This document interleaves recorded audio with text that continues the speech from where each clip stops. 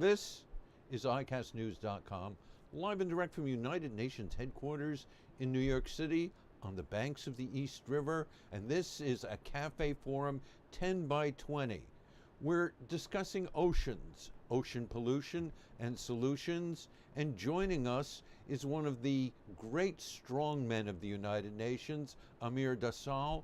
Mr. Dassal has been here for, well, it seems like forever, but at least since the mid-'80s, and he's headed the global partnership. He headed the initiative for a digital future. Now he's busy with global ocean alliances, and he's here to talk to us about the importance of the 10 by 20 initiative, which is getting a lot of traction now that we've had the first UN Oceans Conference, which concluded 2 weeks ago. Mr. Dassal, welcome. Glad to have you with us.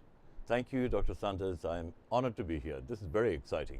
Well, let's explain to our audience, first of all, what is 10 by 20? So 10 by 20 is one of the few targets in the Sustainable Development Goals, which is the 2030 Agenda for Sustainable Development, which is focused on getting concrete results. This is to create 10% marine protected areas by 2020 using the best available science. And we are privileged to be working on this space. The Ocean Sanctuary Alliance, which is a not-for-profit, launched this with the support and leadership of a number of member states. The 10 by 20 initiative is chaired by Italy, Ambassador Cardi from Italy. It has huge support from the Bahamas, Ambassador Raming, Poland, Ambassador Winid, Kenya, Ambassador Kamau, as well as Palau, Ambassador Uludong. So it's not just these 5 member states, but there are many others as part of the movement. And the idea is very simple. How can we protect our oceans to make it healthy for future generations? How can we save on overfishing? The biggest challenge today is, with respect to the seas and oceans, is the fishing community, which is struggling. As a result of overfishing, they're not able to meet their daily needs. It's more than just overfishing, isn't it? Climate change and how warm it's getting. I read that right by us, around the bend from the East River in Long Island Sound, there used to be oysters, there used to be lobster fishing, there used to be people who lived by being on their boats, and none of that exists anymore. Absolutely right. And this is where we need to inform the public. So ICASTnews.com is a great way to tell the story. We want to use this platform to tell people around the world that they should join this movement to create healthier oceans, and that means avoid pollution. And there's something very specific here.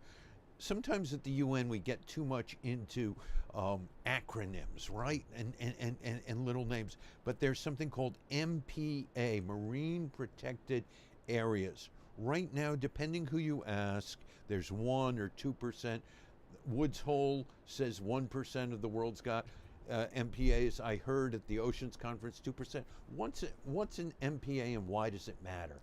So the MPA, as you rightly point out, is the Marine Protected Area where governments, and this is sovereign member states, would create and zone that particular part of the sea, and that's not going to the high seas, but just nearby areas, to protect and allow and not allow others to fish there.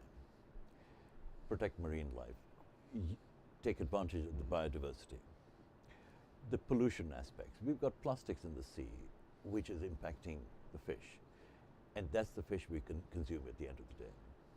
So at the UN, and I have to applaud the member states of the United Nations for coming up with this very important goal.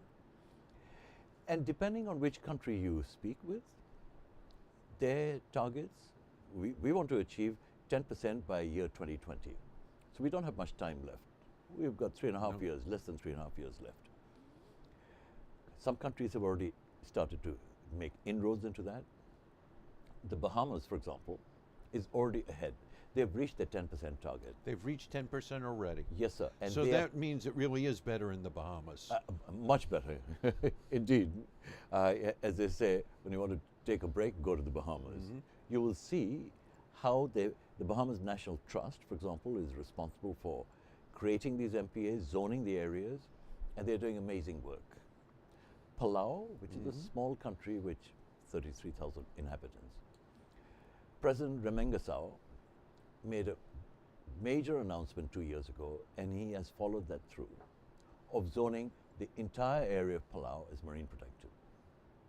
And there are a number of foundations, NGOs who are supporting this effort, including the Pew Charitable Trust, for example. You've got Sir Richard Branson involved in that as well, and so on. But it's not enough. There are many countries who rely on fishing for their livelihoods. Or rely on oil drilling off their coasts for their livelihoods. Yes. And so we need to find economic alternatives for those countries, those islands.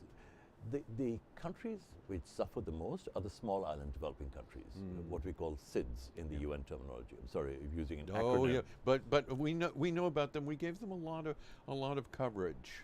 Great. Nauru is the smallest. Nauru is a absolutely. great example. Very good example. And they have a challenge because if they do not use their sea for economic returns, then they will be in dire poverty. The president of Nauru, Baron Waka, said in his speech that what timber is to you on the land, tuna is to us on Nauru. Yes, absolutely. And Professor Sanders, you mentioned something very important, that 2 weeks ago we had the UN Ocean Conference. That was amazing. It generated a lot of buzz, a lot of interest amongst not just member states, but also private sector, civil society, academia.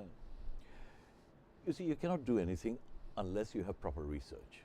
So academic leadership is key for this purpose. And our goal through the Ocean Sanctuary Alliance, and I'm privileged to be part of this exciting initiative, is bring the best available science to the table, use that to implement these strategies, help governments achieve that. We are just enablers, if you like. We help governments make it happen. Well, if we don't make it happen, we're all in very big trouble, because although we call this planet Earth, it's 7/10 water. And so we're very interested here at ICAST News on following this initiative.